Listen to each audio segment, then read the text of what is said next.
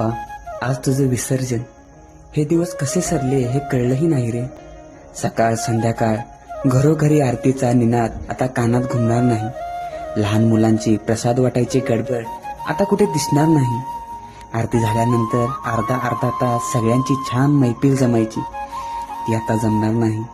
तुला आणताना घराकडे वर्षभराचं सुख एकदम आणतोय असं झालं होतं, पण तू जाताना कोणीतरी जीवाभावाचं माणूस खूप लांब जातंय असं वाटतंय रे.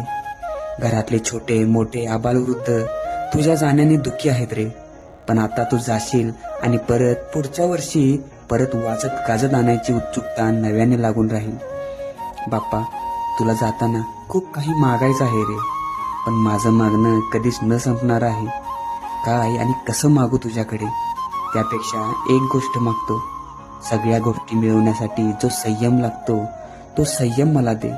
तुझ्या काळात सगळी माणसं जशी एक राहिली तशीच तू पुढच्या वर्षी येईपर्यंत एक राहू दे. बाप्पा, तू जाण्याने निर्माण होईल एक पोकळी, पण परत पुढच्या वर्षी तू येशील वाजत गाजत आणि उमलेल प्रत्येकाच्या सुखाची कळी. गणपती बाप्पा मोरया. मंगलमूर्ती मोरया.